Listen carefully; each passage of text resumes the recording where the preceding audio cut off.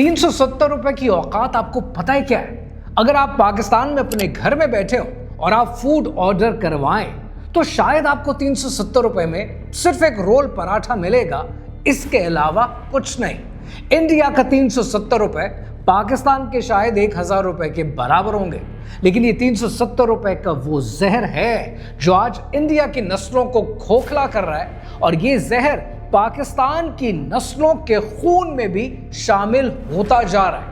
India में गुरुग्राम से एक साहब के जिनका नाम है हिमांशु जांगरा, वो ₹370 की बिरयानी एक लड़की को खिलाता है। उसके बाद वो प्रनीत मोरे के शो में बैठकर, स्टैंड अप कॉमेडियन के शो में बैठकर माइक हाथ में पकड़कर कहता है कि 370 की बिरयानी खिलाई थी, वसूली तो करनी थी। और वो कहानी जो किस से शुरू होती है, उसके बाद वो तफसीलात बताता है कि उसने कैसे उस लड़की को ग्रोव किया और क्या क्या नहीं किया। प्रनीत मोरे उसे रोकता नहीं है, वो उससे पूछता है कि और क्या क्या मजे लिए और क्या क्या किया तुमने। लेकिन इस शो में सिर्फ हिमांशु जांगरा नहीं था जिसने ये शो अटेंड किया। इसी शो पर एक लड़की भी थी कि जिसका नाम है सेजल पवार, और सेजल पवार कैम हॉस्पिटल मुंबई से ताल्लुक रखती है, a doctor in the making. और वो बताती है कि जब डेड बॉडीज हमारे सामने आती हैं तब हम डेड बॉडीज में जो मर्द होते हैं उनके प्राइवेट पार्ट्स के साइजेस को देखकर कितना हंसते हैं। प्रनीत मोरे इस जोक को भी लाइट लेता है, इस पर हंसना शुरू कर देता है और कहीं किसी को रोकने की कोशिश नहीं करता। ये वो जहर है जो आहिस्ता आहिस्ता वक्त के साथ साथ पाकिस्तान, बांग्लादेश, इंडिया, इनकी नस्लों में, इनकी एंटरटेनमेंट में और हमारे माशरे में शामिल किया जा रहा है, और ये बहुत स्पीड से हमारी नस्लों को खोखला कर रहा है। प्रनीत मोरे इस सब को होने के बाद, इस बैकलैश के आने के बाद अपोलोजाइज करता है और कहता है कि मुझे चैलेंज करना चाहिए था, मुझे इन लोगों को रोकना चाहिए था, मुझे इन लोगों को एक स्ट्रेट लाइन और पास हो जाने नहीं देना चाहिए था। लेकिन यहाँ पर कुछ और सवाल है जो बड़े इंपॉर्टेंट है।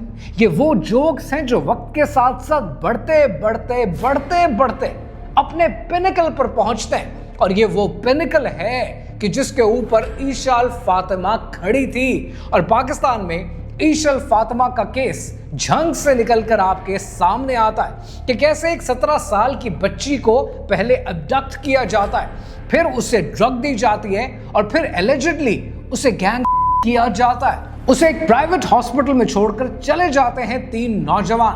पोस्टमार्टम होता है और पोस्टमार्टम के अंदर डॉक्टर्स कहते हैं कि हमें गैंग रेप के साइंस अभी तक नहीं मिले, और इस रिपोर्ट को वालिदैन समेत जितने लोग सोशल मीडिया पे मौजूद हैं वो इस पोस्टमार्टम की रिपोर्ट को गलत साबित करते हैं। अब यहाँ पर एक इंपॉर्टेंट बात है जो मैं आपसे करना चाहता हूँ। मुझे जब भी मैं कंटेंट बनाता हूँ, लोग कंटेंट क्रिएटर कहते हैं, लोग मुझे यूट्यूबर कहते हैं, लोग मुझे उस्ताद कहते हैं, टीचर कहते हैं, बहुत कुछ कहते हैं। इतने सारी डेफिनेशंस हैं जिसको मैं शायद समअप नहीं करना चाहता, ना कभी शायद कर पाऊंगा। लेकिन यहाँ पर एक बात है कि जब इंसान कंटेंट बना रहा होता है, वो रिसर्च कर रहा होता है, वो अपनी इन्वेस्टिगेशन पूरी करता है, और जब इन्वेस्टिगेशन करने के बाद with the passage of time जितना कंटेंट मैं आपके लिए बनाता हूँ, हर आने वाले दिन कुछ नया, कुछ बढ़कर, कुछ ऐसा बताने का दिल करता है जो शायद आपको पहले से पता नहीं है। लेकिन घूम फिर कर जब मैं ग्रोथ की बात करने की कोशिश करता हूं, दुनिया में there are so many problems that I want to talk about, लेकिन घूम फिर कर इस किस्म के वाकयात सामने होते हैं। कोई इस किस्म का वाकया हो जाता है, कोई इवेंट हो जाता है, और दिल इतना दुखता है कि मैं क्या बात बताना चाहता हूं, और हम कितनी प्रिमिटिव सोसाइटी हैं। अल्लाह सुब्हानहू व तआला ने बनी इसराइल के गुरोहों को बंदर और खिंजीर में बदल दिया था। आज हम लिटरली उस जगह पर खड़े हैं कि जहां पर आप तरक्की की बात करें, आप फितनों से बचाने की बात करें, आप नई ग्रोथ की बात करें, नहीं, हमें 370 की बिरयानी चाहिए और हम एक मासूम बच्ची को बेदर्दी से मारने पर यकीन रखते हैं। This is who we are in Pakistan, in India, in Bangladesh as a society. लेकिन सवाल फिर अपनी जगह वही है कि हम यहां तक पहुंचे कैसे, कहानी क्या है, आइए समझते हैं।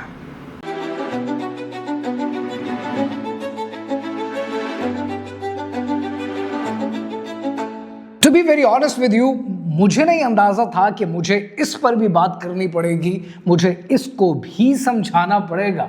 With the passage of time इंसान अपनी जिंदगी के ग्रोथ ट्रेजेक्टरी से गुजर रहा होता है। हर आने वाले दिन दिमाग में कोई नई बात आती है, कोई नई चीज सीखने का मौका मिलता है, और with the passage of time आपकी इंटेलेक्ट बढ़ती है। और जब आपकी इंटेलेक्ट बढ़ने लगती है, आपका दिल नहीं करता कि आप इस किस्म की चीजों पर बात भी करें। लेकिन आज हमारे सब कॉन्टिनेंट के अंदर हमारे माशरे इस लेवल पर आ चुके हैं कि ये प्रिमिटिव नहीं है, ये हमारे इलाकों की नॉर्म है और ये आज भी जिंदा है। इंडिया में जहां पर स्टैंड अप कॉमेडी का इतना उरूज है, वहां पर एक स्टैंड अप कॉमेडी के शो में, प्रणीत मोरे के शो में, जब हिमांशु माइक उठाता और माइक पकड़ के 370 रुपए की बिरयानी की वसूली का किस्सा सारी दुनिया को सुनाता है। भाई होगी 360 370 रुपए की, फिर वो कहती घर छोड़ाओ, महा यार 370 रुपए लगे हैं, मैं वसूलता करूंगा।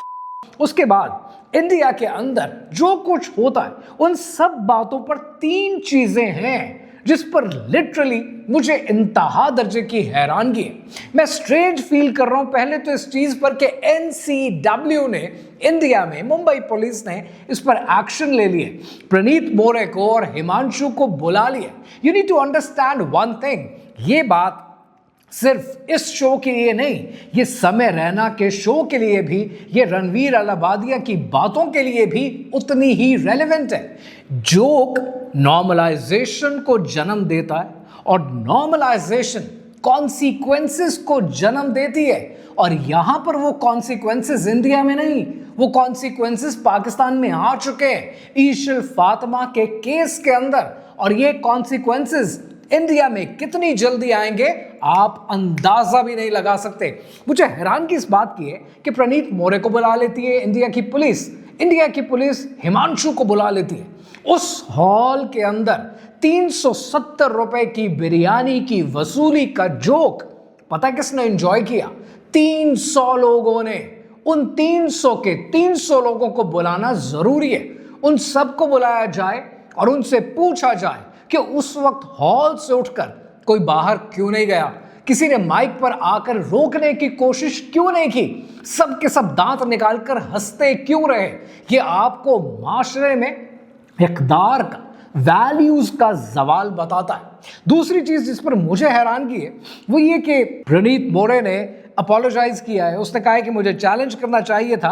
You need to understand a couple of things. और ये थोड़ा सा इमोशन से हटकर एक बड़ी प्रैक्टिकल बात आपको बताता हूं, कंसिडरिंग कि मैं अपनी जिंदगी में ऑल पाकिस्तान डिबेटर रह चुका हूं, पाकिस्तान को डिबेट्स में रिप्रेजेंट कर चुका हूं, मैं रेडियो पे शोज कर चुका हूं। I have been 7 years I've spent in my life कि जहां पर मैं रेडियो पर, जब म्यूजिक की इतनी समझ नहीं थी, म्यूजिक की सिग्निफिकेंस की समझ नहीं थी, इस्लाम उस पर कहता क्या ये समझ नहीं थी, I used to be a DJ, ये कर चुका हूं and I have learned one thing. इस वक्त इंडिया में स्टार्टअप कॉमेडी बड़े उरूज पे चल रही है। उसकी वजह ये क्योंकि इंडिया के अंदर कंज्यूमर मार्केट जन्म ले चुकी है। उस कंज्यूमर मार्केट को अट्रैक्ट करने के लिए ब्रांड्स, कॉर्पोरेशंस, कॉर्पोरेट कंपनीज मौजूद हैं और वहीं पर एक नए जॉनरा ने, एक नई एंटरटेनमेंट की काइंड ने जन्म ले लिया है और वो स्टैंड अप कॉमेडी है।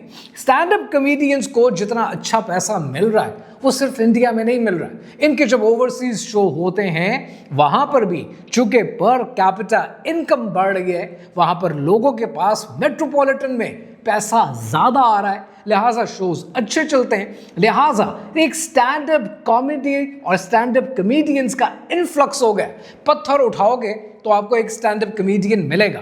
पाकिस्तान में भी उसकी देखा देखी स्टैंड अप कॉमेडी शुरू हो गई है, लेकिन पाकिस्तान में बुरा हाल ये है कि पाकिस्तान में जो स्टैंड अप कॉमेडी करना चाहता है उसके अपने हालात खराब होंगे। उसकी वजह यह है कि यहां पर वो इकोनॉमिक्स नहीं है, यहां पर वो टिकट के रेट्स नहीं हैं। एंड लाइकवाइज पाकिस्तान में कॉमेडी का वो लेवल भी नहीं रहा, क्योंकि पाकिस्तान का जो स्टैंड अप कॉमेडियन है वो पता है क्या बात करता है? वो बात करता है कि दज्जाल जो है दिस इज अ जोक। ये फितने को इतना मिनिमाइज कर देते हैं because they do not know कि इन्होंने लाफ्टर पैदा कैसे करना है। प्रणीत मोरे ने मेरी नजर में जो गलत किया, जब आपको अपने क्राफ्ट पर उबूर हासिल होता है ना, तब आप आवाम को माइक हैंड ओवर नहीं करते, ऑडियंस को माइक नहीं देते। स्टैंड अप कॉमेडी का बेसिक असूल है जोक्स बना के लाओ, सीक्वेंस बना के लाओ, सुनाओ और जाओ।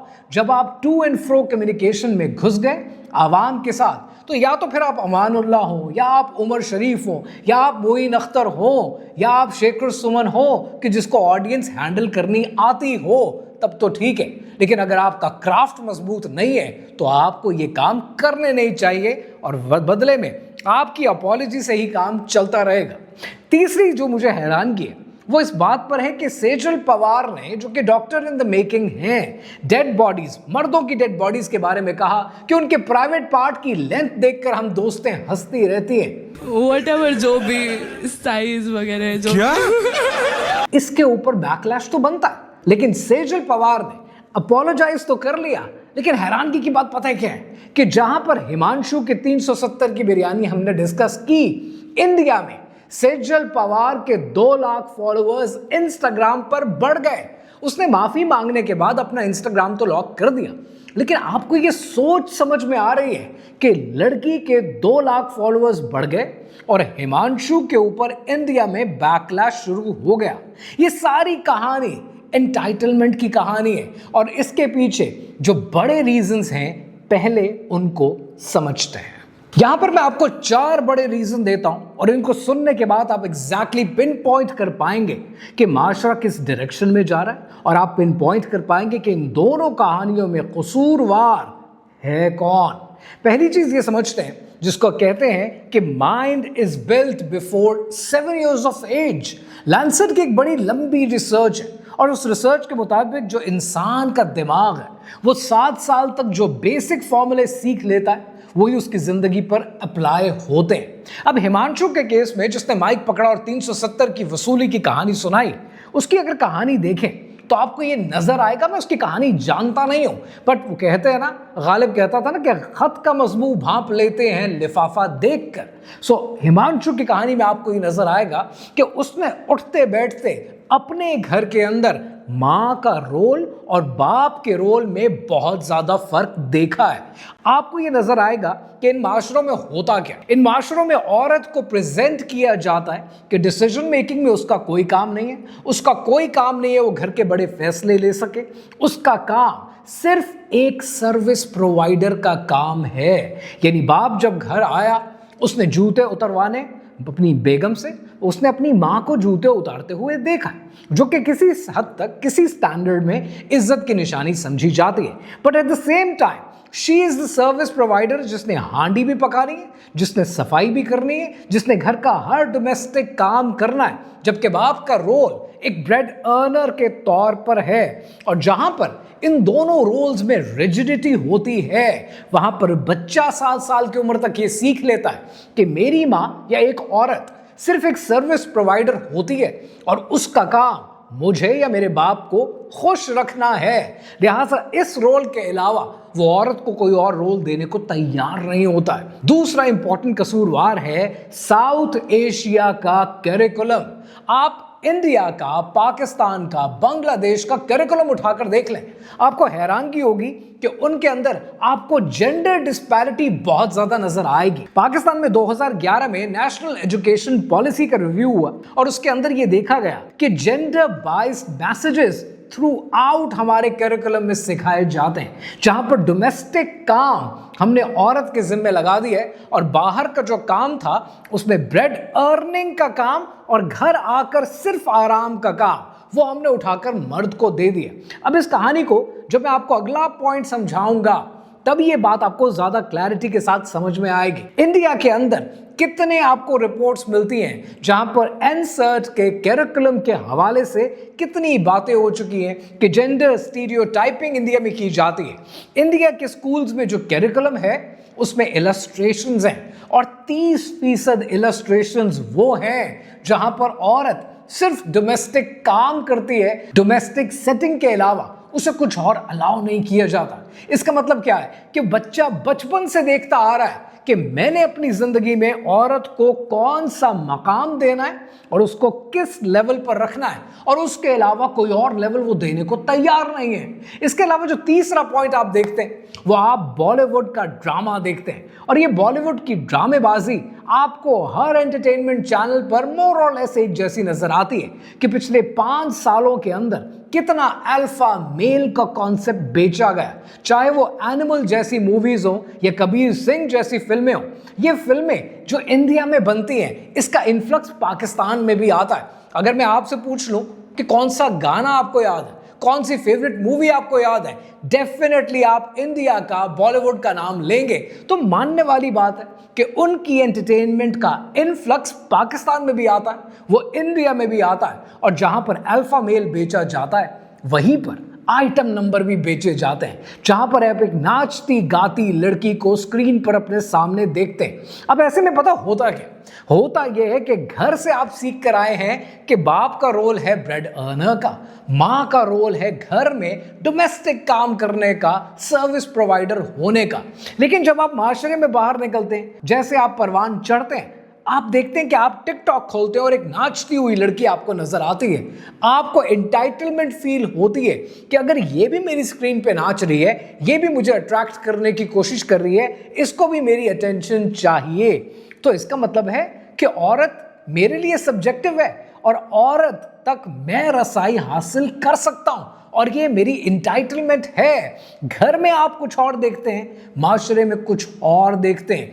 आज माशरे में पॉजिटिव और नेगेटिव माशरा कहीं और जा चुका है, जहां पर खवातीन बराबरी का हक भी मांगती हैं, जहां पर बराबरी के हक दिए भी जाते हैं, जहां पर घर के काम में, बाहर के काम में बराबरी की जाती है, लेकिन आपकी घुट्टी में वो नहीं डाला जाता। इसका मतलब पता है क्या है? इसका मतलब ये कि जो आप घर से सीख रहे हैं, माशरे में कुछ और देखते हैं, तो यहां पर ये इम्बैलेंस नेचुरली बनता है। और चौथा बड़ा कसूरवार इंडिया का कॉमेडी सीन है। आप समय रैना को देखते हैं, वल्गर कॉमेडी आप सुनते हैं, वल्गर कॉमेडी सुनने के बाद आप एक कंट्रोवर्सी देखते हैं रणवीर अलाहाबादिया के साथ, पुलिस केस शुरू हो जाता है, समय रैना अपना कमबैक करता है, कमबैक की वीडियो आती है, 24 घंटे में 24 मिलियन से ज्यादा व्यूज आ जाते हैं। बट लोग ये फिर सोचते हैं कि समय रैना बच गया, शायद मैं, प्रणीत मोरे, मैं भी बच जाऊंगा। समय रैना एक कंट्रोवर्सी से हिट हो गया, शायद मैं भी हो जाऊंगा। लेकिन समय रैना को शायद उसकी टाइमिंग ने किसी हद तक बचा रखा है।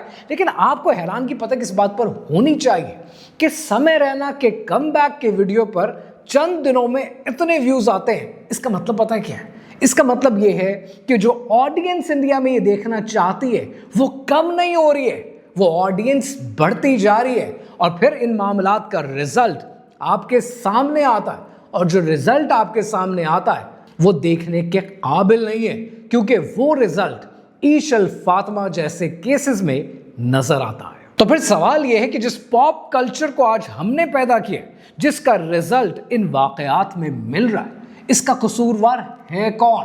सबसे पहले कसूरवार है वो घर, जहां पर एक मर्द एक औरत को डिसीजन मेकिंग में इन्वॉल्व नहीं करता, और बच्चे परवान चढ़ते हुए ये देखते हैं कि मेरी माँ का रोल है क्या, और मैंने अपनी जिंदगी में औरत को किस मकाम पर रखना है। रसूल अल्लाह सल्लल्लाहु अलैहि वसल्लम ने इरशाद फरमाया, जिसका मफहूम यह है कि तुम्हारे बेहतरीन रवैये की सबसे पहली हकदार तुम्हारी बीवी है। दूसरा कसूरवार है वो स्कूलिंग सिस्टम, कि जहां पर जेंडर इनसेंसिटिव मैसेजेस दिए जाते हैं, जहां पर जेंडर बायस मैसेजेस दिए जाते हैं, जहां पर स्कूलों का काम सिवाय फीस बटोरने के बच्चे की तरबियत का काम उनके हाथ से निकल चुका है। और फिर कसूरवार है वो मीडिया, जहां पर आपको वल्गर पंजाबी रैप सुनने को मिलता है, जहां पर आपको अल्फा मेल का कॉन्सेप्ट मूवीज में देखने को मिलता है, कि जहां पर आइटम नंबर आपकी स्क्रीन्स पर दिखाए जाते हैं, कि जहां पर मुन्नी बदनाम हुई जैसी वीडियोस सिर्फ यूट्यूब पर 800 मिलियन व्यूज कर जाती हैं। ये सब मिलकर एक ऐसा माशरा बनाते हैं जहां पर हम पैदा करते हैं हिमांशु जैसे लोग, जहां पर हम पैदा कर रहे हैं खलीलुर रहमान, उमैस और हसन जैसे लोग, जिसका नतीजा ये निकलता है कि ईशल फातिमा जैसी बच्चियों को, इतनी मासूम प्यारी फूल जैसी बच्चियों को एब्डक्ट किया जाता है, उन्हें ड्रग्स दी जाती हैं, उन्हें एलिजिडली गैंग किया जाता है और मरने के लिए एक प्राइवेट हॉस्पिटल की सीढ़ियों पर छोड़ दिया जाता है। आई demand corporal punishment for all the perpetrators and I demand justice for Ishal Fatima.